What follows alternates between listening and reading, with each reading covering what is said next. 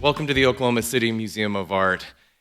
Welcome to our opening day for America, Paintings from the National Academy of Design, and this program which kicks everything off, this lecture, What's in a Self-Portrait? Earlier American Case Studies by Dr. Susan Rather.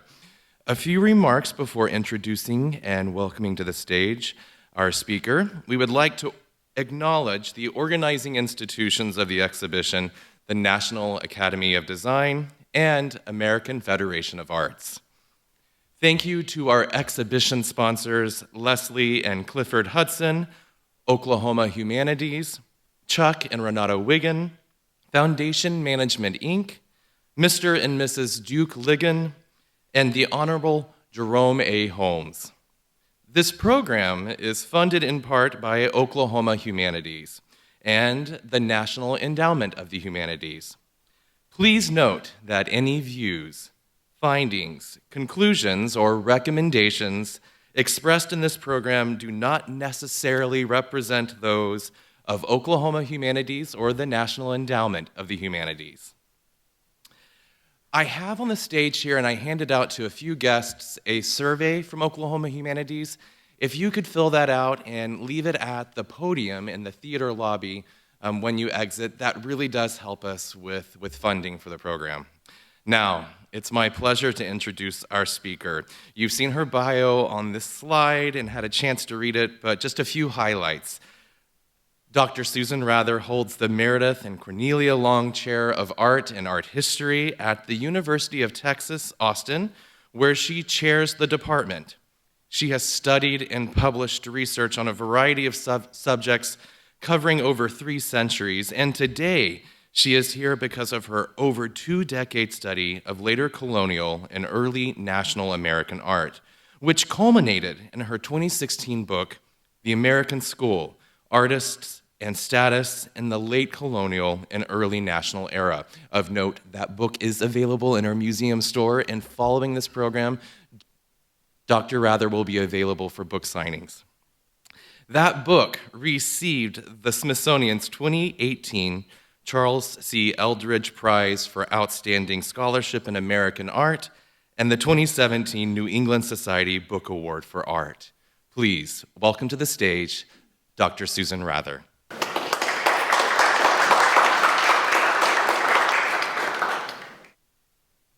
Well, you are an intimate group, and I really appreciate that you've come into the museum in this dark room on what is really a beautiful day, and I'm really happy to be here. I was especially delighted to get this invitation to speak because this is the last stop of this traveling exhibition.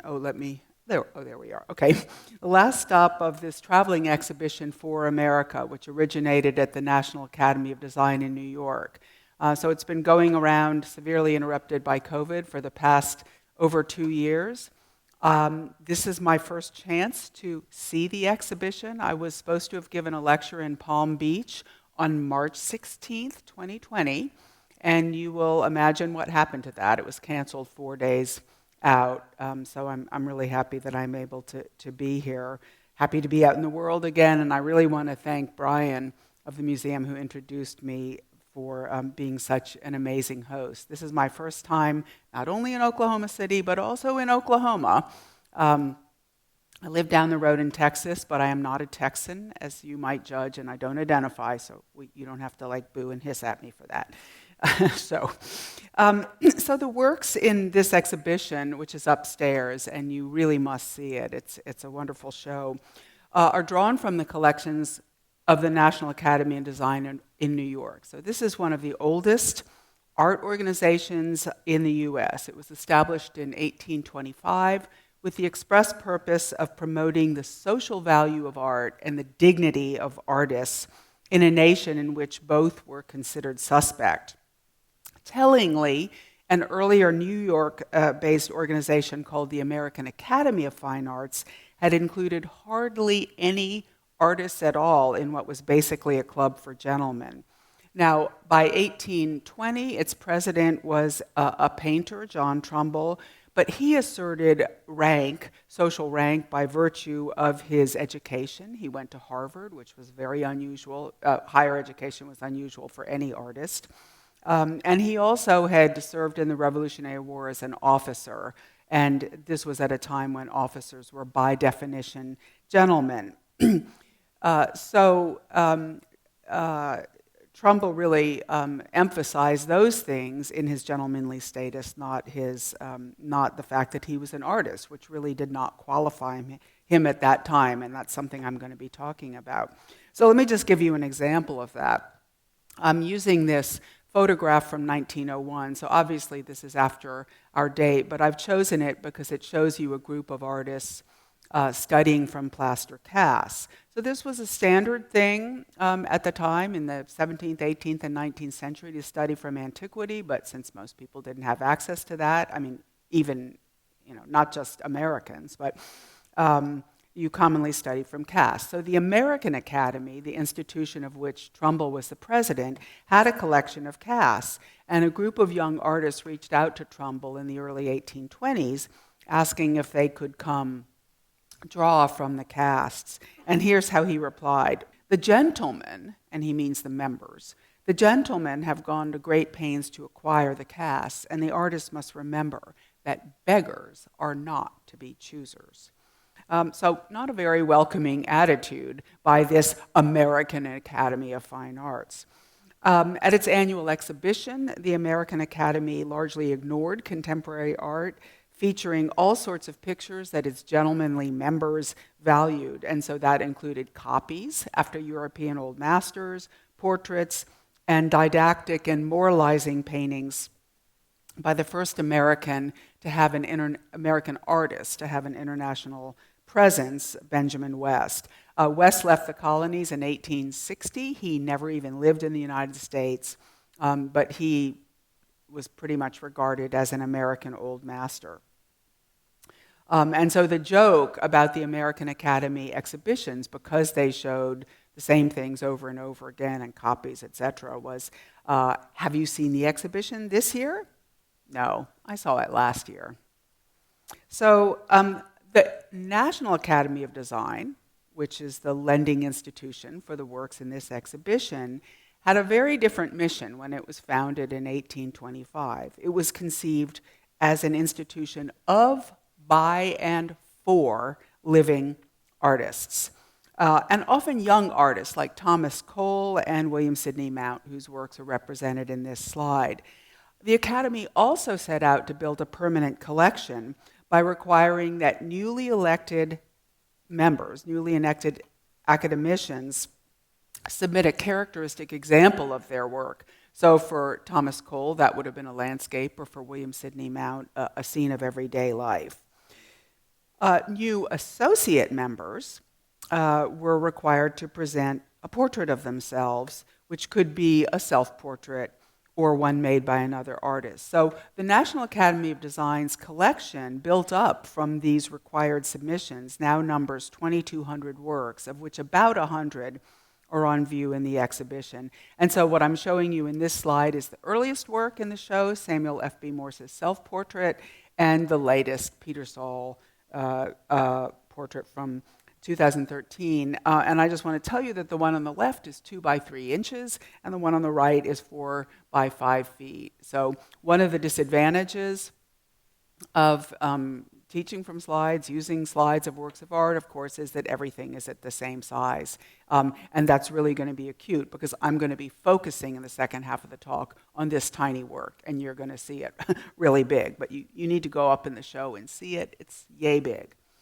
Okay, so the organizers of For America reached out to me with an invitation to write an essay for the exhibition catalog, because they knew I'd spent over 2 decades studying artist portraits in the course of my study, the course of my research on strategies early American artists employed to gain recognition. And so, as you've heard from Brian, that work culminated in 2016 with this book.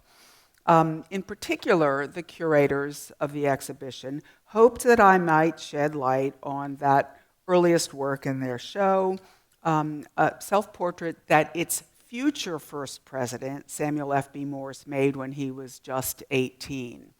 So this is not a work that Morse would have submitted in becoming a member of the Academy. In fact, he went straight to president of the Academy because he was the first one. And this was an earlier work that later entered the collections.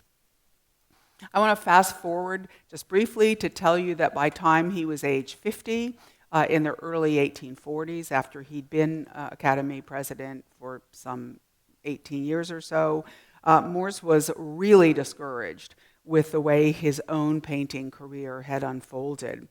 Notwithstanding that leadership of the National Academy, he would give up painting entirely in the early 1840s. And at that point, he returned to his youthful collegiate interest in science.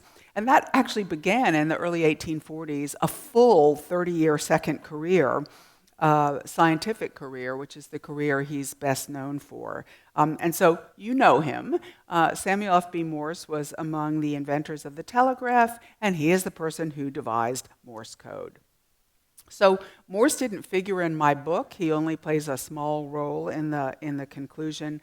So I was really happy to have the curator's invitation to consider Morse as a young man on the verge of becoming. So as I said, I'll return to Morse's self-portrait in the second half of this talk. But for the next 15 minutes, I want to speak about what it meant to be an artist in early America.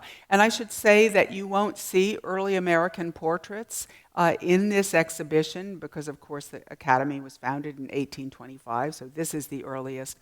But I'm going to set the stage for understanding why an institution like the National Academy would even be founded, and also to give you an indication of the kinds of things, the kind of questions scholars ask to sort of unlock seemingly straightforward works. I mean, the truth is, when I was asked to write about this work, yes, I'm a specialist in artist self-portraits, but my thought was sort of a gulp, right? What am I going to say about this? How am I going to write an essay on this? And I figured, well, yeah, I ought to be able to do that. I didn't anticipate that I would make a couple of amazing discoveries, so it was a really exciting piece of work for me to do, and I will return to that. So the question again, our guiding question is, how did Anglo-American artists think of artists, and how did artists, actually I hadn't stated that, how did Anglo-American artists in the later 18th century and even the early 19th century, how did Anglo-Americans think of artists? How did artists think of themselves? And so this was really the question that guided my research. And so I'm going to present this as boiled down to two texts, which I will pick apart for you. That text figures largely in my work, as do portraits of artists. And I will also talk about two self-portraits, just to set the stage for examination of this work. So I should start at the outset by introducing, well, actually, I'll show you the text in a moment. The prevailing 18th century conception of artists is perfectly captured in a quite rare and really very revealing letter penned by a young man from South Carolina named Peter Manigault.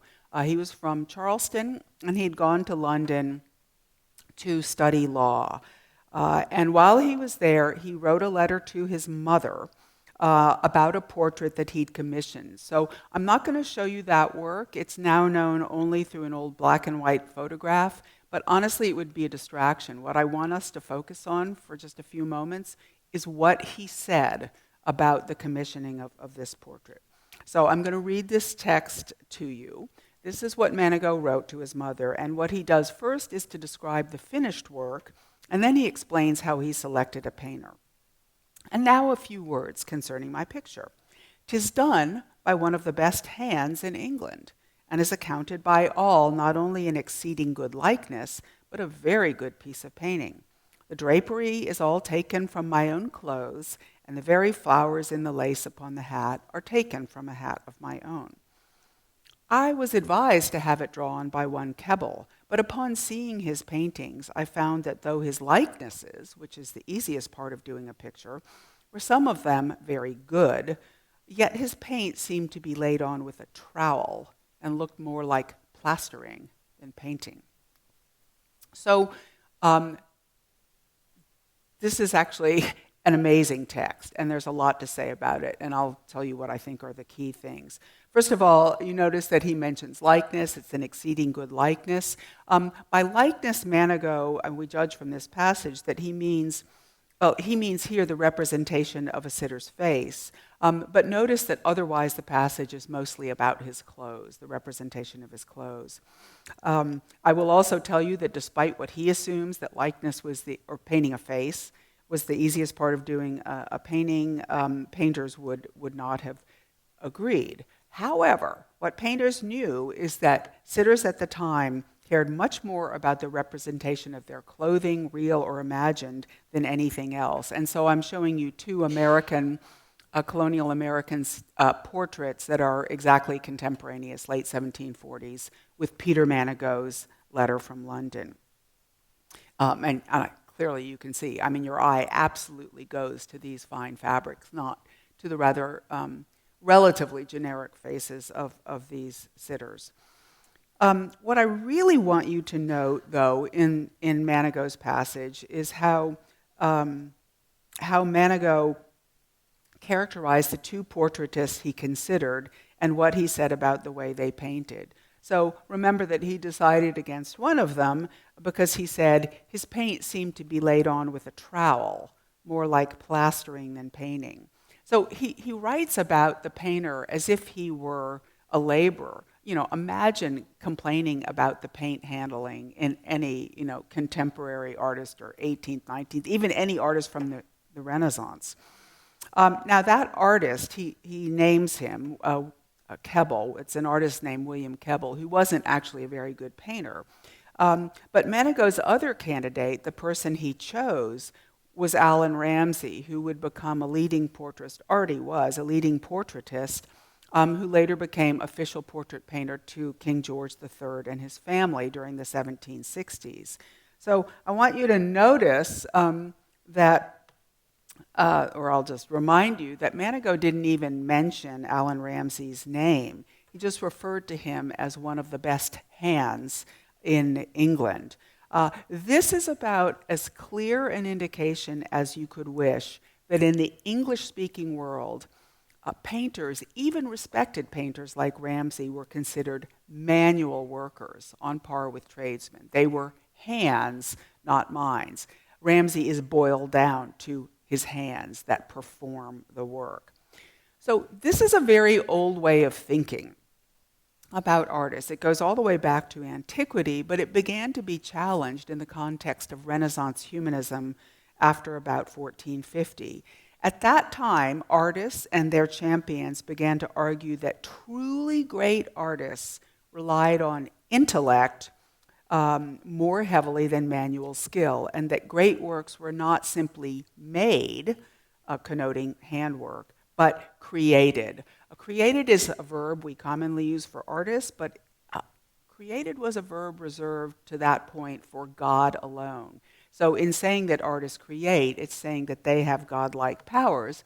And you cannot mistake Dürer, the German artist Albrecht Dürer's visual analogy to himself as Christ in this famous self-portrait of 1500. This really marks the beginning of the self-portrait tradition in Europe, of which the self-portraits in the show ultimately are heir. So around 1500, then, this idea that the artist is a special person, that the artist creates, that the artist is a person of intellect. In 1550, Giorgio Vasari, who's the artist writer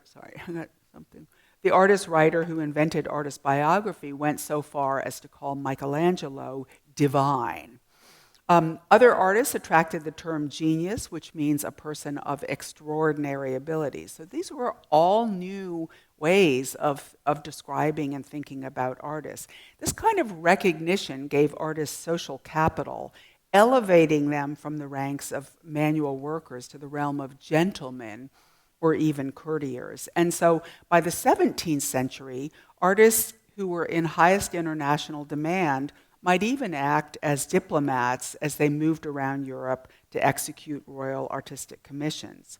So one of those people was Peter Paul Rubens, the great Flemish 17th century painter Rubens, who worked at the Spanish court, the French court, and the English court. And you see Rubens here in a self-portrait made for the future Charles I of England, when Charles was Prince of Wales.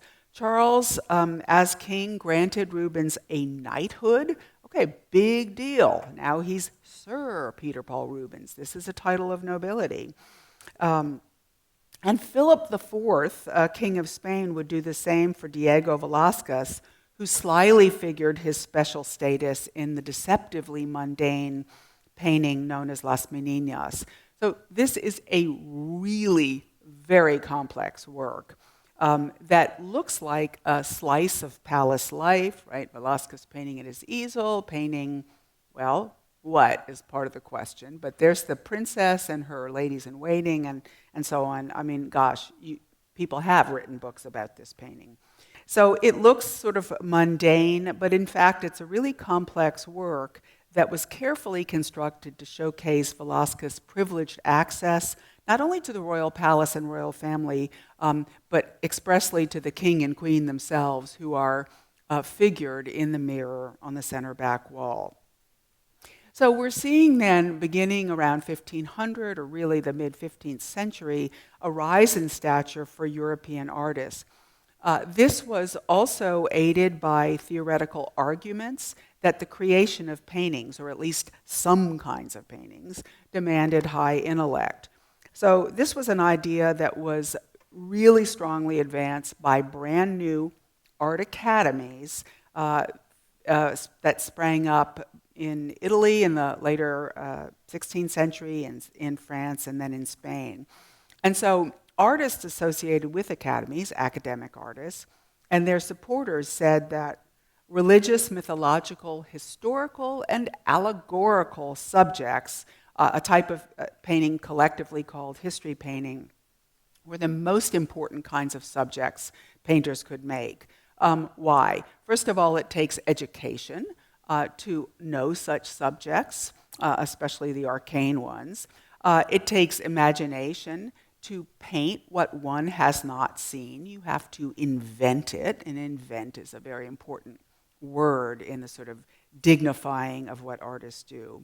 The other thing is that history paintings, by definition, told stories. And so artists and theorists made the case that painters of historical subjects performed a public service by representing examples of virtue in such a way as to instruct viewers and improve society. So you could become a better person, a more productive person within society by the study of these paintings. So history painting was at the top. And I'll say patrons of this museum are familiar with the different genres of painting because your galleries upstairs, a permanent collection, are arranged according to different genres. History painting, as portraits, still lifes, animal painting.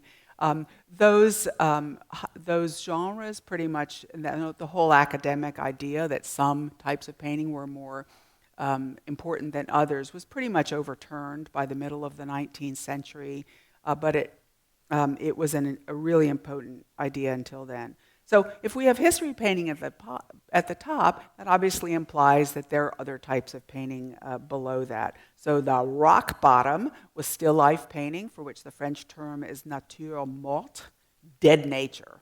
It doesn't get any worse than dead nature.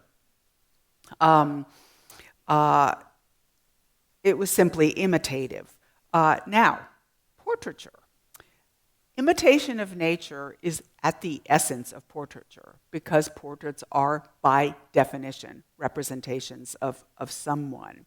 So portraits did not have particularly high status in the hierarchy of subjects because academies said portraits portraitists are merely copying nature. They're not improving it. They're not producing pictures of any particular public value. The only exception would be for portraits of kings and very important people. But the portraits of people hung in their home, what value could those have except private value to families? So bringing this back to the colonies, the British North American colonies, and actually to Britain, ambitious painters in the British world had a problem because portraits were very nearly the only type of paintings that people commissioned during the 17th and 18th century. And the highly proficient, I will read this. So the highly proficient and sought-after Boston portraitist, John Singleton Copley, made clear in a letter how he felt about the dominance of portraiture and what that said about him as an artist. So I'll read this. A taste of painting is too much wanting, meaning lacking. A taste of painting is too much wanting. Were it not for preserving the resemblance of particular persons, painting would not be known in the place. The people generally regard it no more than any other useful trade, as they sometimes term it, like that of a carpenter, tailor, or shoemaker, not as one of the most noble arts in the world. So what Copley is saying here, in short, is Bostonians only want portraits, and portrait makers have no better status than common tradesmen. I actually wrote a whole chapter focused on this quotation and Copley's self-portrait from a few years later. And I will say that one of the things that interested me is why he chose carpenters, tailors, and shoemakers. Why not choose butchers, bakers, and candlestick makers? And I won't be talking about that here, but I will say that these three types of trades were fairly low-status trades. And so what Copley's done, and I'm not saying that he thought this through when he wrote that, but what Copley has essentially done is to exaggerate the slight to himself by naming much lower-status workers, artisans, than he was. A more comparable type of artisan would be a silversmith. Here's Copley's self-portrait of 1769, and this offers the opportunity to see him as he wanted us to see him. So our eyes are immediately drawn to his brilliantly colored, loose-fitting garment. This kind of loose robe, which was known as a banyan, was comfortable attire for men at home after they removed their tight-fitting coats, right? It's the man's equivalent of today's yoga pants. It is very hard to get me out of my yoga pants of the last 2 years. So he, a man would put on a banyan at home. We know from writings of the period and from other portraits that banyans were particularly associated with men of leisure, gentility, and education, which is the very type of person, the very type of man who commissioned Copley of portraits. Now, the finest banyans, like the one in which Copley painted the wealthy Harvard-educated merchant Nicholas Boylston, showed off yards of luxurious imported fabrics, like this heavily figured silk damask in an expensive blue-green dye. So, you can look into the value of certain kind of pigments and determine this was a very expensive garment. And of course, it's the same garment that in which Copley shows himself, which doesn't mean they were, raiding each other's closets, right? It's very common to show clothing in portraits that one didn't necessarily own, and that's a whole other story. What I want to say, though, is that since Copley's clientele belonged overwhelmingly to the upper levels of society, which painters rarely did, when Copley chose to show himself wearing the same kind of garment, he unequivocally presented himself as the gentlemanly equal of his wealthy, well-educated clients. Boylston's cap, you might wonder about that. Copley wears a wig, Boylston wears a cap on his shaved head. That kind of cap was typical for a man to wear with his banyan. Gentlemen wore hot and scratchy wigs, so of course the first thing you want to do is peel that off when you get home. What's interesting, though, is that working men did not wear wigs. Wigs were quite expensive, and they were just impractical for laboring men to wear. So I think it's interesting that in portraying himself, Copley doesn't wear the cap that was common with the banyan. He wears a wig, or it's his own carefully dressed and powdered hair. But that tells me that he hedged his bets. He wants us to make no mistake about it, that he is a gentleman. So from his statement and from this self-portrait, I wrote a full book chapter. There's a lot of interesting things to dig into with this. Now I want to show you another early Anglo-American self-portrait by Benjamin West on the left. West was to become the most influential American or American-born artist of the later 18th and early 19th century, despite living his entire adult life in London. And you'll remember that West was the celebrated painter who made that massive historical picture that I showed you at the outset. That work actually wasn't shown at the American Academy, but works like that. Here, at the outset of his career, in around 1758, West, and in this portrait, we'd have to say that West was a minimally competent portrait painter, a professional laggard relative to his exact contemporary Copley, who, I didn't show you a work by Copley this early, but Copley was already a rising colonial star when he was 20 years old, and West was kind of bumbling along. But here's what West had going for him. Amazing good luck. Amazing good fortune. It's quite a story, and that's also in my book. And how did this start? Well, the simple answer would be to say that West made a pretty clumsy but pretty bold youthful attempt to paint history painting with this Death of Socrates here.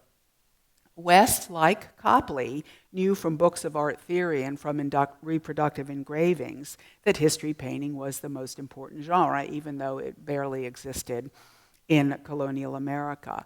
And so this work brought West to the attention of a group of influential Philadelphians who then decided to bankroll his further artistic education in Italy. So they sent him off to Italy for a year, which ultimately became 3 years. And West, who left in 1760, became the first American artist to travel to Europe. And this, of course, exposed him to a whole world of painting beyond portraiture. In 1763, after that 3-year period abroad, West headed home, where he had a fiancée, but he made a stop off in London, which makes total sense because that was the sophisticated metropolitan reference point for provincial Britons, whether they were from Edinburgh or Leeds or Boston or Philadelphia.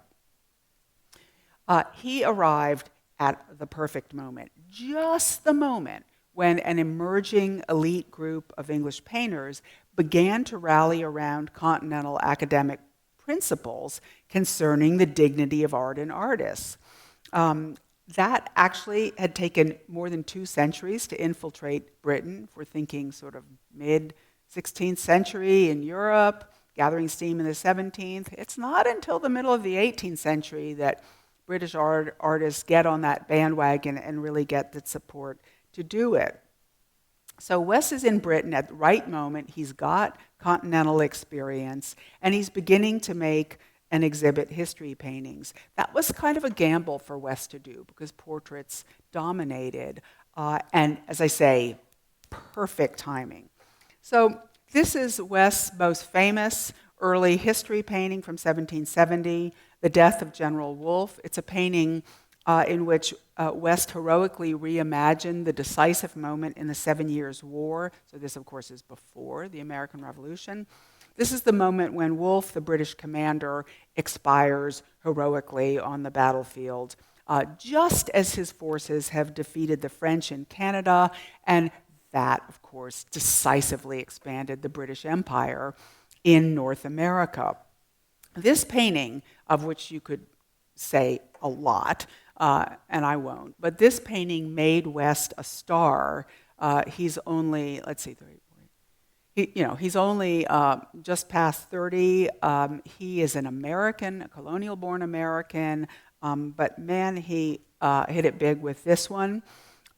It came to the attention of King George III, who then bestowed on the colonial Pennsylvanian the newly created title of Historical Painter to the King, and also granted West a huge annual stipend, which he retained for nearly 30 years. So basically, West had it made. He did not have to earn a living painting portraits because he got 1,000 guineas a year to paint historical pictures for the king and others. So here's West's self-portrait, created right at the moment of that ascent. Here, we see the 33-year-old West studying a drawing. So that's blue drawing paper, which was typical for the time. He's holding it against a wooden support, and the paper is kind of curling off to allow us to see, you won't really be able to tell this, but it's figures from the death of Wolfe. So he's holding a drawing that refers to the painting that made his career. So it's a self-portrait that references the painter's success with a modern historical subject, the death of Wolfe. It references the relationship that he, at this point, actually hadn't quite built with the new British king, but his future patron. He's also representing his special relationship by making obvious visual reference to the self-portrait that Sir Peter Paul Rubens had painted for the earlier English monarch who knighted him. So I showed you that earlier, Rubens' portrait for the Prince of Wales, later King George III, who knighted him. So the pose, of course, and the hat are the obvious points of reference to Rubens. But we can do a lot more with that hat. This is not an everyday hat. So this is kind of an example of what you can do when you start asking questions. Let me give you a detail of the hat. This is a hat that identified West as a gentleman. It was made of beaver, and West makes that clear to us by showing, can you see the hairs along the edge? So these are the short hairs of beaver fur along the brim of the hat. It's felt, basically. We know that only the very finest hats used beaver fur alone, beaver skin alone. Other kinds of hats incorporated less costly kinds of fur, like fur from rabbits, for example. So beaver was definitely a luxury item. We also know that the high price fetched by beaver pelts contributed to overtrapping, so that by 1770, when West portrayed himself, beaver harvest had fallen precipitously and fur prices jumped. So this was a very, very expensive material. So that's one way that the hat contributed to West's image. I'll also say about beaver that, of course, beaver were native to North America. Beaver fur was a key colonial export. So in 1752, beaver actually constituted nearly half the value of all goods shipped from the colony of Pennsylvania to London. I'll add to that the primary agents in the commercial fur trade were Native Americans who worked with both the English and French intermediaries, at least until France lost North American territories to Britain in the 7 Years' War. That, of course, was the outcome that General Wolfe secured in that decisive battle. So I'm telling you all of this to let you know that West Beaver hat was loaded with meaning. It referred all at once to his native colony, Pennsylvania, his native continent, North America, its native people, and to British dominion over those lands and people. So again, I hope this really alerts you to how much you can wring out of one thing in a self-portrait, and you can just keep going on, if you set your mind to doing it. And that is precisely what I was doing in my book. So West never did return to America, but he had a really high reputation not only for the esteem in which he was held in Britain, but also because he was unfailingly supportive of about 3 generations of younger American artists who made their way to London. So Samuel FB Morse, born in 1791, was among the last to travel to London to study with West. This was in 1811, when West was 73 and Morse just 20. So scholars have considered this to be the start of Morse's career, paying relatively little attention to Morse's artistic pursuits before that time. And among those artistic pursuits were, of course, this little self-portrait miniature that's in the current exhibition, showing the future founding president of the National Academy when he was still a student at Yale College.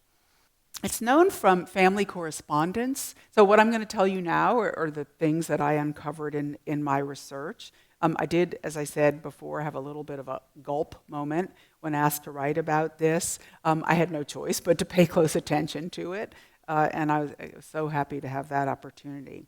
So we know from family correspondence that Morse had started drawing when he was about 11 years old. Now, we might think of that as a really common pursuit for children to draw, but drawing was then a luxury pursuit, and only well-off people would have, facilitate their children, or even could, in drawing. Morse's father was a prominent minister and geographer, so it makes sense that he would have done this. But at the time he went off to Yale at 15, which is not a super uncommon age, Morse was expected to quit dabbling in art, wasn't held in any particular regard, and to prepare for a proper profession. Art wasn't even a collegiate course of study, so he couldn't have taken art classes at Yale, and it wasn't a recognized profession in the United States. Now, you know now that art academies worked to combat that view. But even if Morse had access to a way of training or to an academy, which he didn't, he would have been in a bind. So I want to identify now 3 strikes against all of Morse's early artistic efforts. This is the works he made while he was in college. First of all, they're watercolors. This self-portrait miniature is a watercolor. And I'll say more about that in a moment. They're watercolors. Watercolors were favored by genteel amateurs because, think about it. It's a less complicated, less messy, and less space-consuming practice than the old master medium of oil, right? You can do it in your drawing room or your dorm room, right? Second, Morse's early works are all portraits. And I've just told you about the stigma attached to portraiture. So these are 2 portraits, 2 hand-drawn and hand-colored portraits that Morse made of fellow Yale students. So that's the second strike. First is watercolors, second is that they're portraits.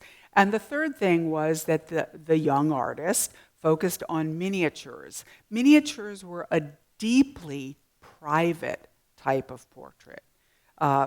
They had nothing to do with the civic-minded discourses of history painting. And I want to convey to you the academic contempt for miniature painting specifically by giving you a sneering remark that one of the leading artists in London made around this same time.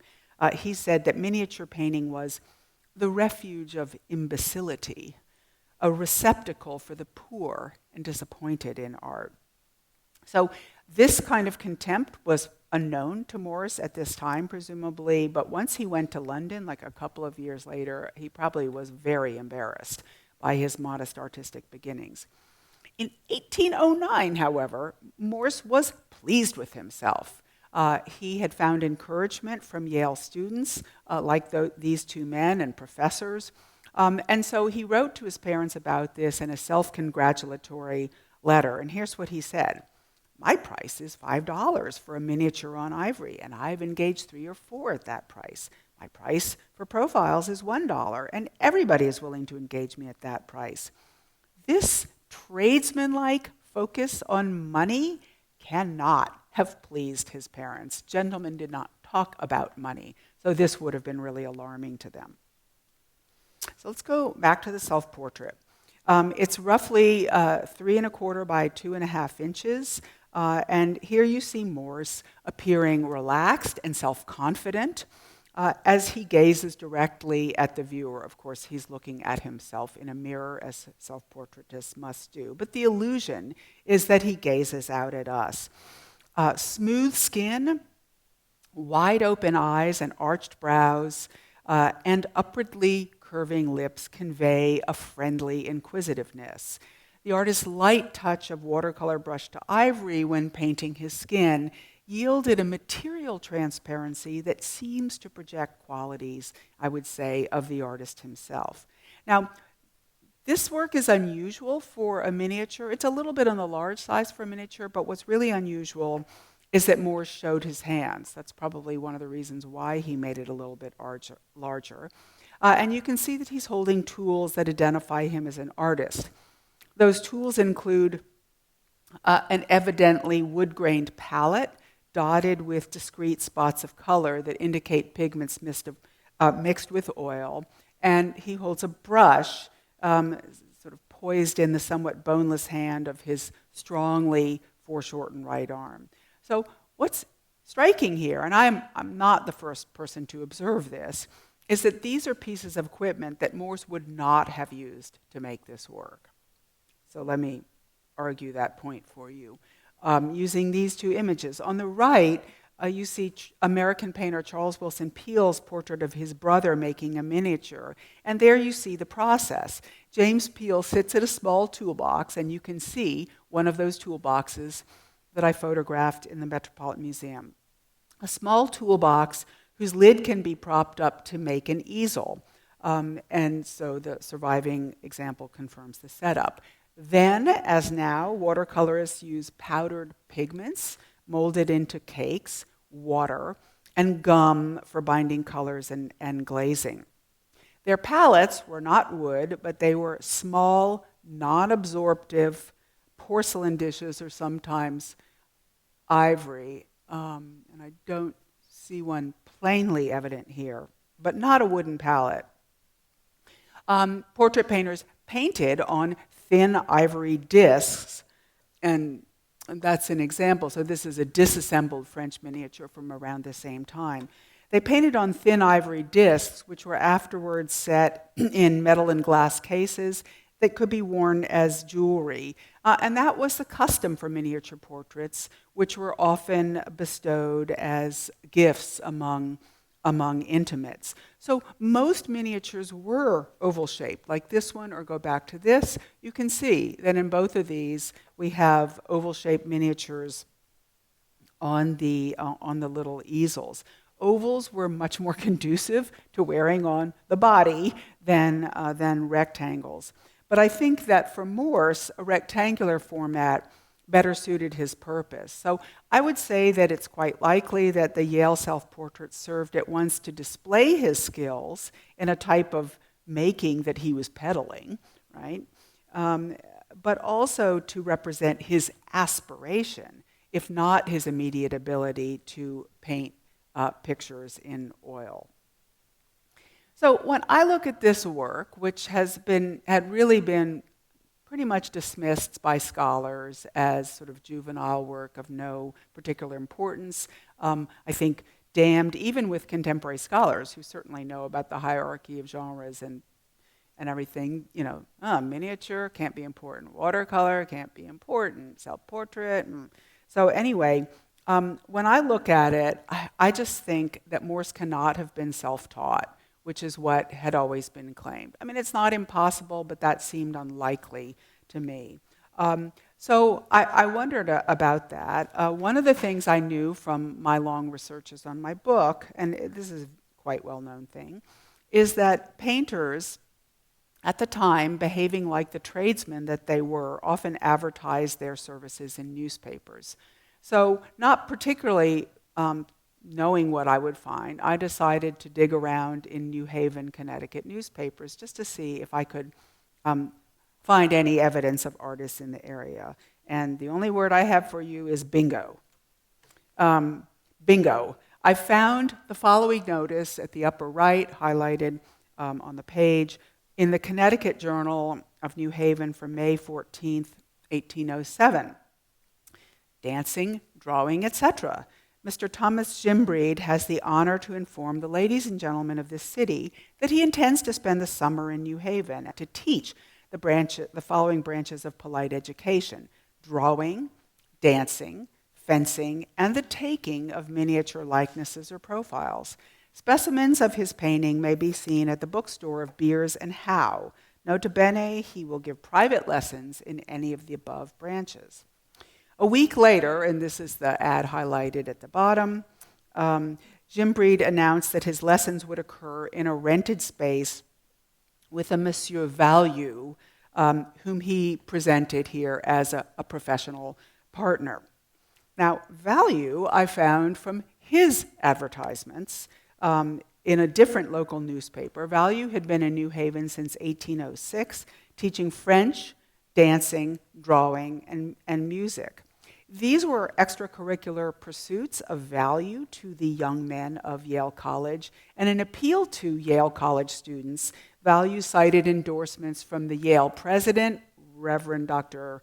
Timothy Dwight, and Benjamin Silliman, a professor of science who was one of Morse's teachers. So this gave me the key with a further piece from the Morse correspondence.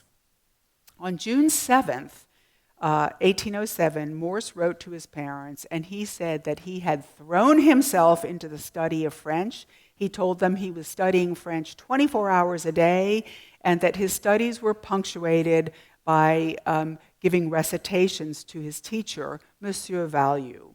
The teacher encouraged the pupil, said that within a few months he'd be able to read any French book.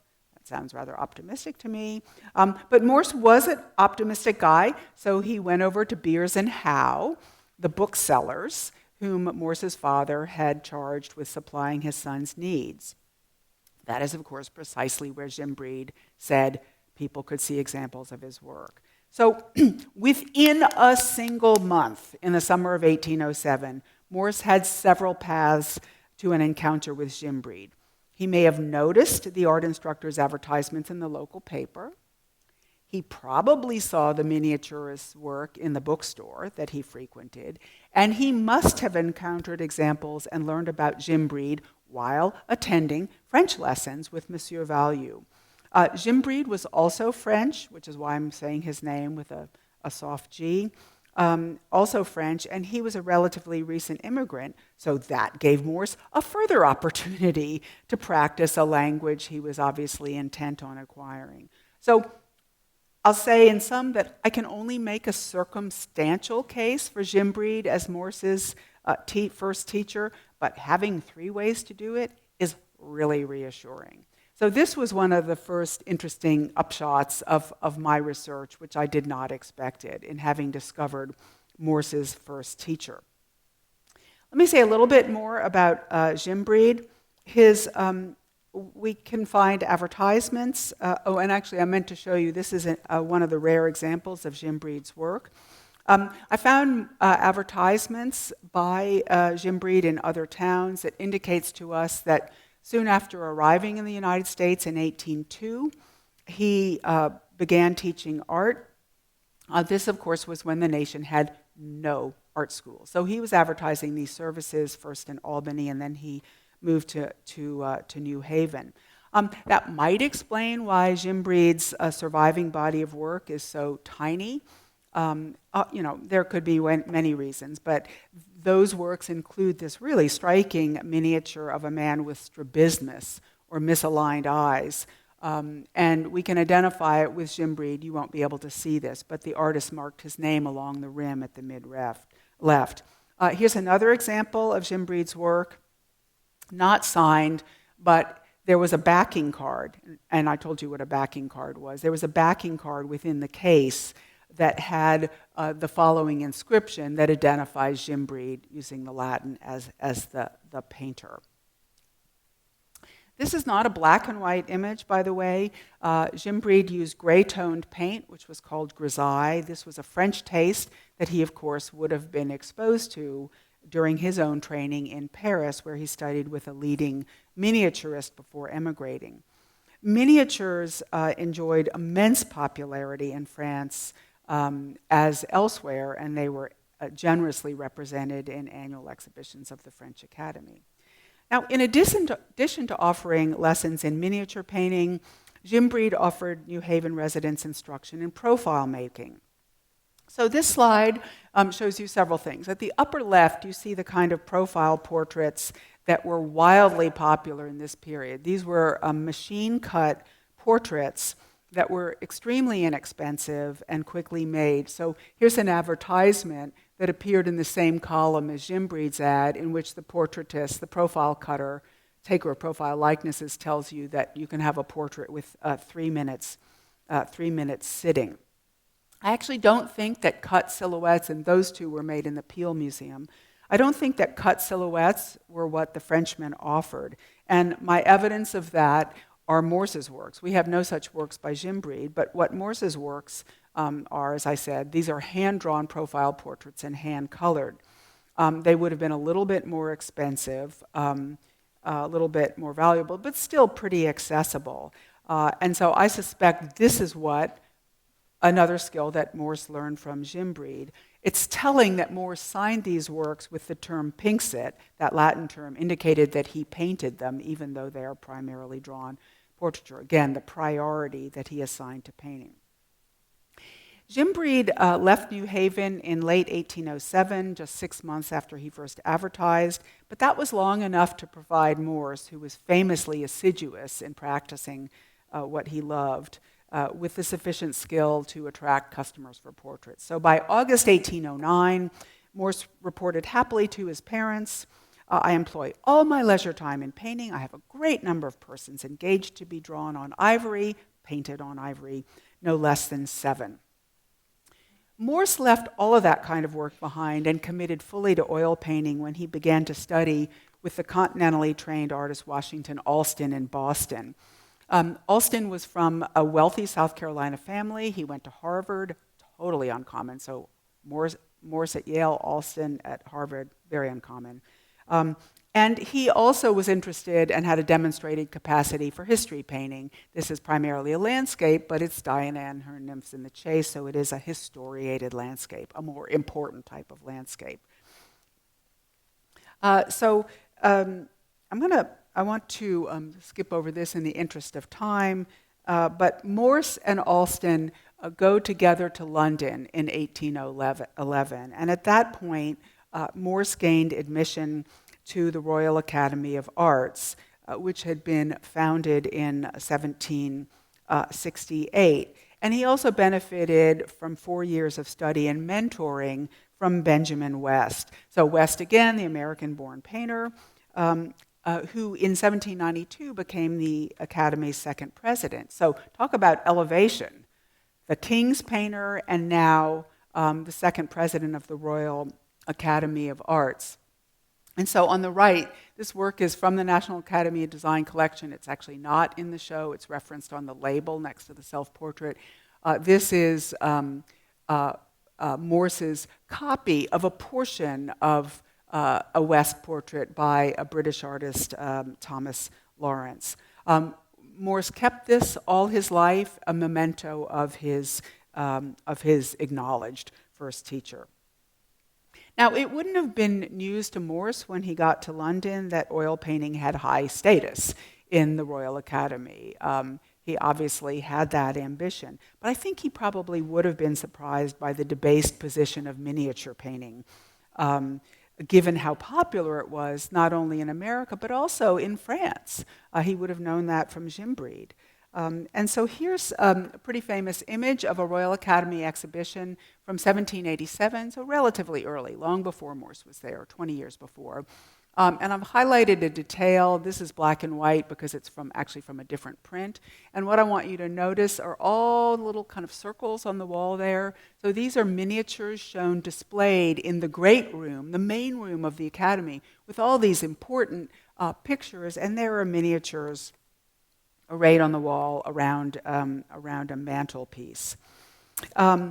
This was auspicious, but it was not the norm. So very soon after 1787, miniature painting was taken out of the great room and put in a ground floor, dimly lit room, along with watercolors, which were not a valued type of painting.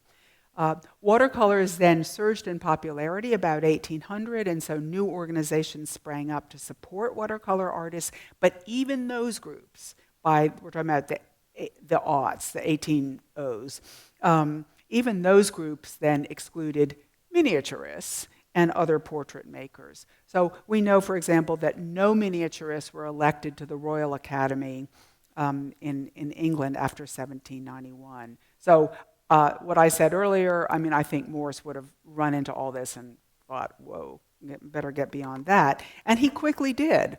There is nothing that so completely telegraphs Morse's ambitions to be an academic oil painter of historical subjects in this work on the left from 1812, The Dying Hercules, which won critical accolades when he showed it at the Academy's Spring 1813 exhibition. And here you're looking at a contemporaneous self-portrait in oils in which Morse appears poised, I would say inadvertently, between this new present and the past. And what I mean by that, it is a relatively small work. Not a miniature, but a pretty small portrait, and I would say that kind of recalls his earlier miniature practice, though note that he's wearing academic robes. This is not a banyan, these are his Yale graduation robes, and that presents Morse as a man of real education. He had a real college education, something that that was way beyond the level of schooling of most colonial and British counterparts. To make that point, here's Sir Joshua Reynolds. Reynolds was the first president of the Royal Academy, the leading painter in Britain. Here you see him in a 1780 self-portrait that was shown in a big exhibition of Reynolds' works in 1813 in London that West would have seen. In 1773, Reynolds received an honorary doctorate of laws from Cambridge University. And during that decade, and in this work clearly, Reynolds, who was not educated, figured he was self-educated and highly so, but he's figuring his distinction as the holder of a doctorate from Cambridge. Within the next decade, after just so Rest wrapped up his time in London. He comes back to the United States in the teens, and what does he end up doing? Painting portraits. Painting portraits in oil, but painting portraits. So that was a disappointing few years, but in 1825, he was named the first president of the National Academy of Design.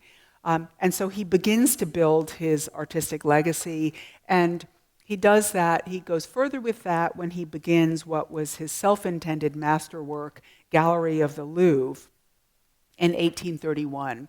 And this is a work that he began in Paris. So this shows us a space in the Louvre in Paris, which was the French National Gallery at that time, no longer a royal palace, known as the Salon Carré. So the Gallery of the Louvre is actually the space down that hallway. The Salon Carré, which normally held paintings by French artists, the annual Salon exhibitions of modern French painters were mounted here. But what Morse has done is to imaginatively place in this space the greatest masterworks, in his opinion, of European art since the Renaissance. And he presents this as a kind of object lesson for Americans. His intention was to take this painting, and you can see that it's very big.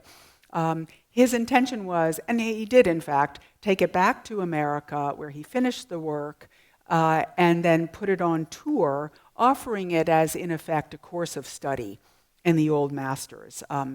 So Morse, the Academy president, sort of presenting this to Americans, not just American artists, but all Americans, as sort of this is the ground on which American art will rise.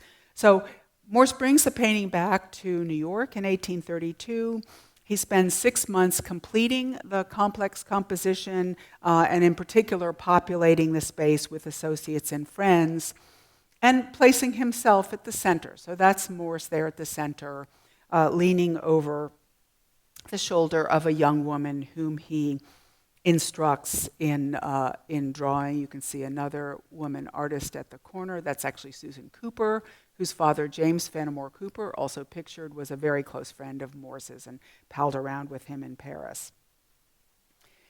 This painting has been the subject of extensive scholarly inquiry over nearly 4 decades, and that peaked with an exhibition in 2014, which had a serious catalog with 12 essays about aspects of this picture by a dozen different scholars.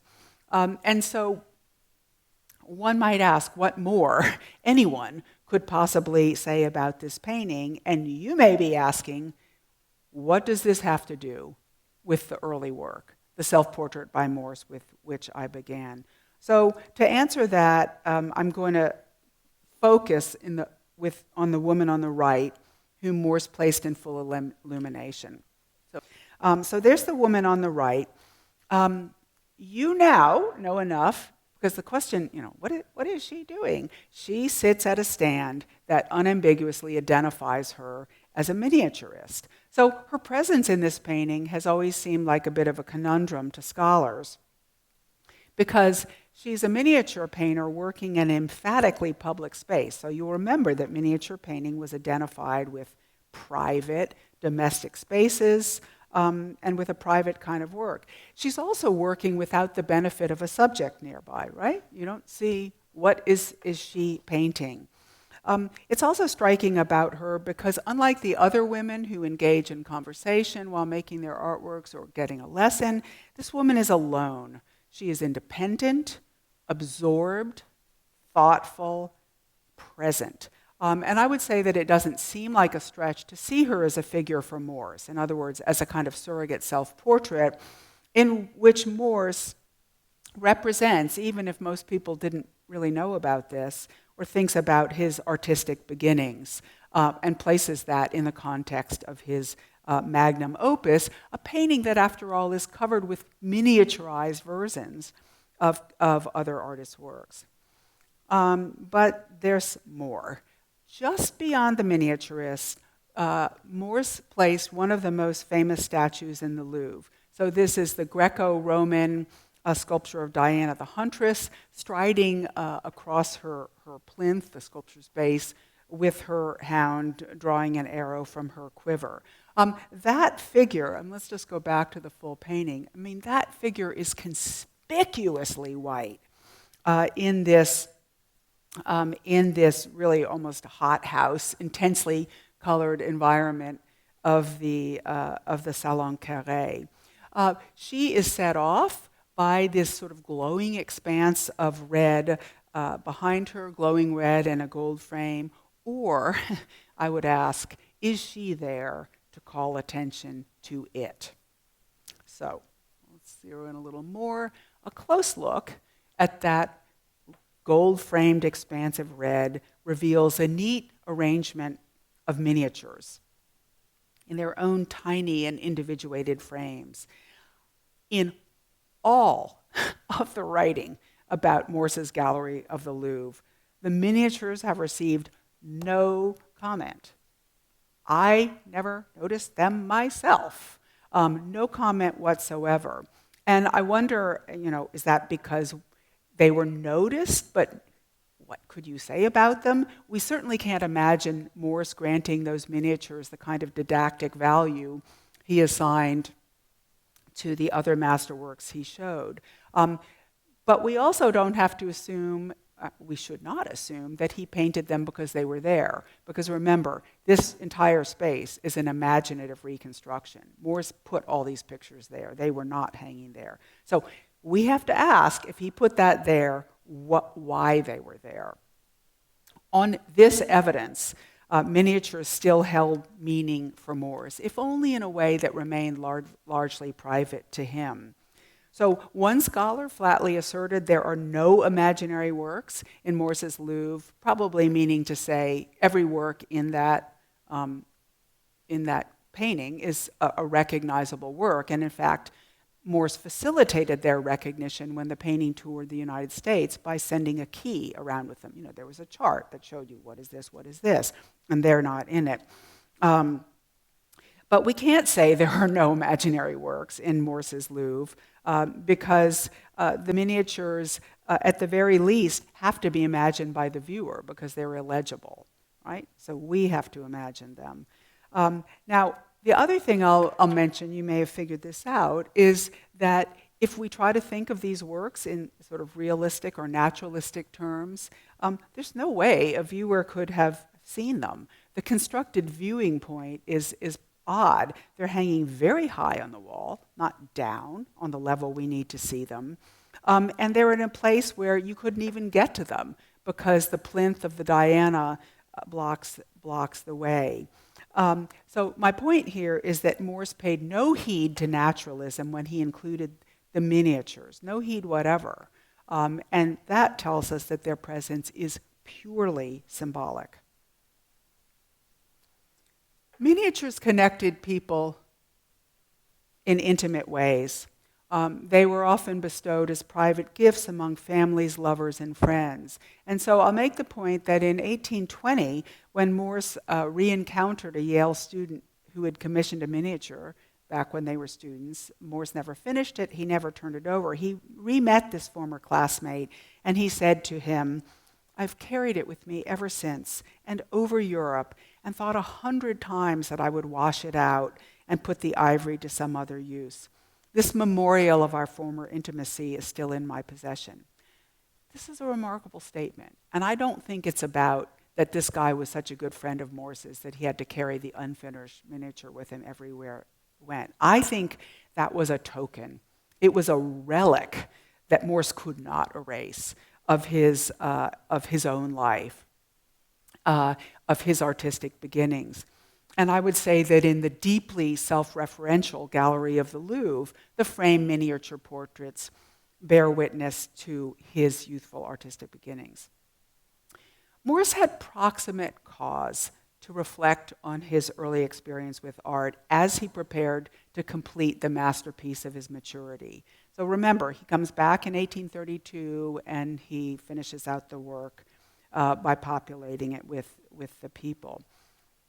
During the last week of 1832, his first teacher, Thomas Gimbreed, died suddenly at West Point, where he had been a professor of drawing since 1819. Gimbreed was just 51 years old, and we know that Morse was acutely sensitive to premature death. Morse's wife died very young, just a few years earlier, and we know from letters how deeply he felt, and that, of course, you would feel deeply the death of your spouse.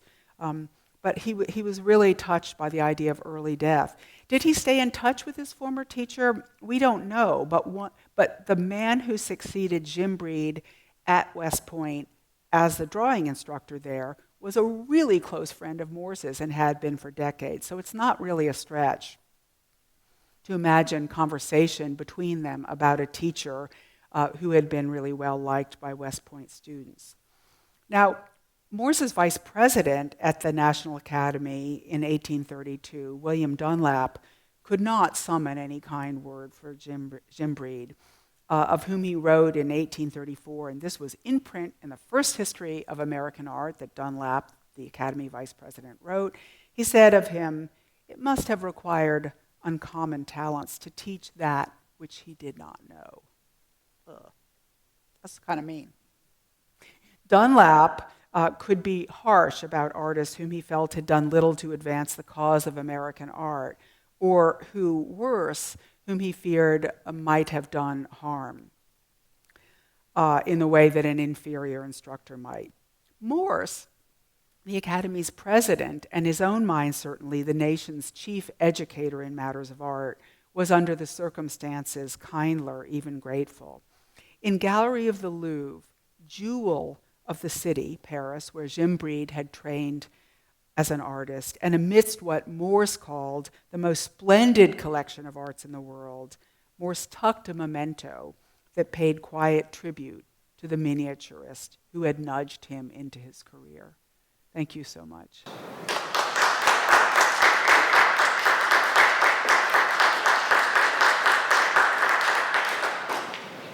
So I've gone a bit long. Thank you for sticking with me.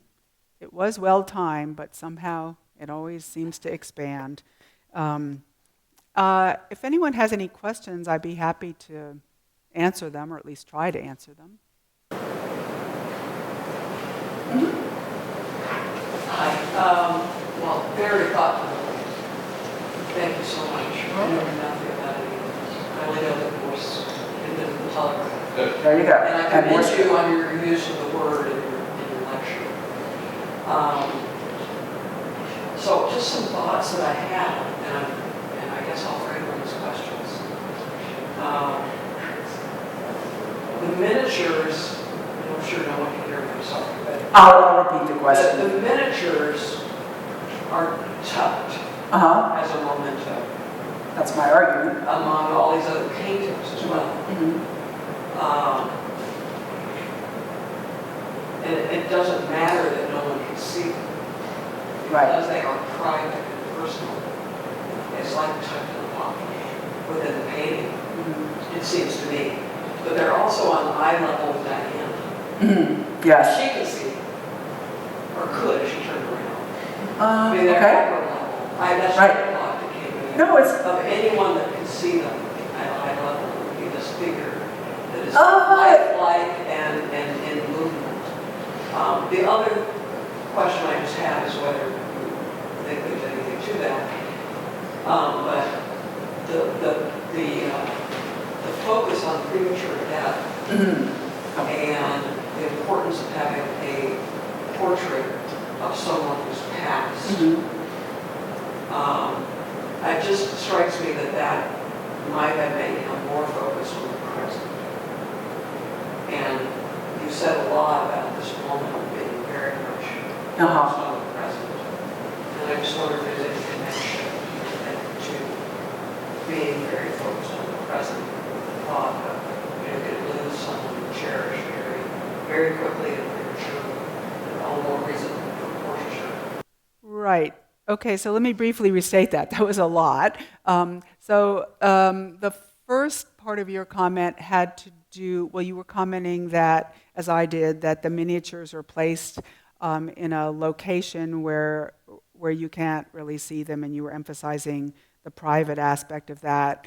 I'll say to that, and so if I may not quite get this, but I'll just say to that of course we know that miniatures were exhibited publicly in France, and less auspiciously they were publicly exhibited in the basement or the ground floor of the Royal Academy. So if you're going to show miniatures at exhibition, you have to put them where someone can see them. So there'd be no point in emphasizing their privateness by putting them in a place you can't see them. So to me, the privacy of this placement, which is completely imaginary, the fact that they're there, but remarkably have gone unnoticed until the last couple of years, when I wrote this, that just says to me that it is, so it's private to Morse, right? This has meaning to him.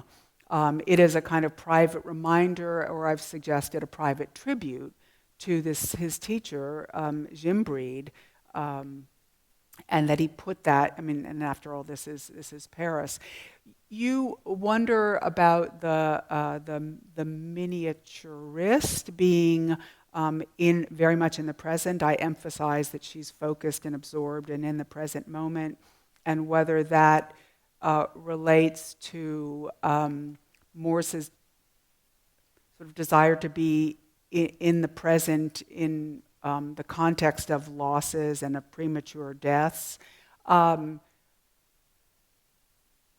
not quite sure how to respond to that. I mean, of course, anyone who has lost someone, especially a partner or a spouse, someone, a child, rather than an elderly parent whom you expect eventually to die, I mean, it's hard to stay in the present when something like that happens. So I don't know that I can really make something of that in terms of this idea of being present in the moment in the context of an early death.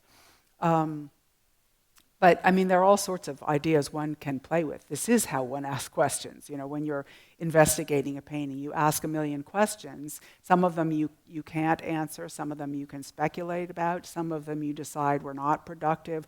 I mean, honestly, this is really the job of an art historian or of historians, frankly. You want to ask every question you possibly can, and then you figure out which are the productive lines of argument, and what one scholar rejects, another may pick up. You also wondered about Diana being the only entity that could conceivably, if she were animate, turn her head and look at the works. I'm not quite sure what I would do with that either, but it is interesting because I gave a talk last night for the members, and somebody else commented on, now I can't even remember the exact comment, but commented on the figure of Diana, relative to the women in the gallery space, and I wasn't quite sure where I would take that. I'd have to think about that more, but thank you for being so thoughtful. For the follow-up too, but it seems to me Diana is in a figure, a woman in action, doing something. Okay. And she is aligned with the real women, imagined in the painting. That's about the same size as the miniature woman, the woman doing the miniature painting. So, and their heads are tilted in sort of counterbalance.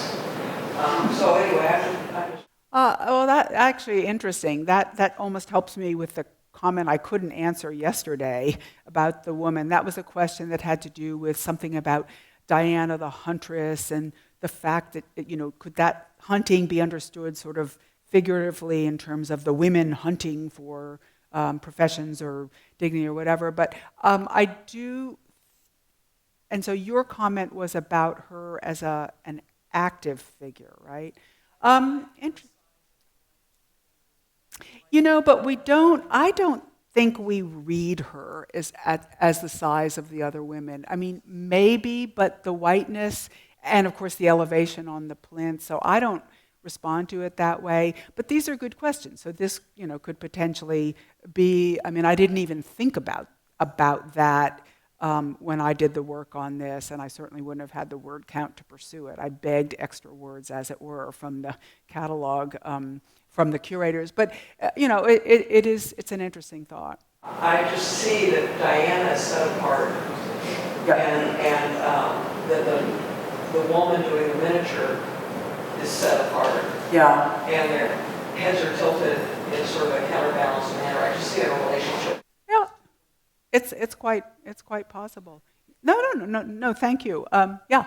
Well, okay, bearing in mind that his being a miniaturist is hidden in plain sight in his painting, how much do we think, or I guess I'd just like to hear your thoughts on how he sees himself as an artist here versus the miniature, and if he's measuring distance in some sense with having between what he was then and where he is now. Because that's kind of what, to me, that's the question that still sort of hovers over this, is how does he see himself at this point, given that he didn't have the artistic career that he was hoping? I mean, I know that that's even later that he's a little bit, didn't expressing that disappointment, but I'm wondering if he's measuring his distance from being a miniaturist at the beginning, hiding these things in plain sight.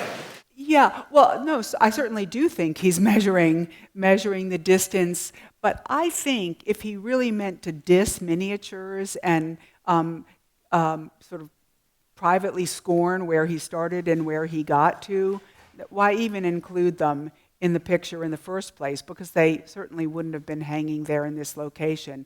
But no, I mean, you're right, and I didn't make that explicit. I don't think I make that explicit even in my in my talk, but maybe I feel like I do. I mean, it's implicit. This is Morse at his beginnings, and it also, recalls his first teacher. I guess I don't see it as a kind of triumphalist narrative necessarily, but it could be argued. So that's a good question.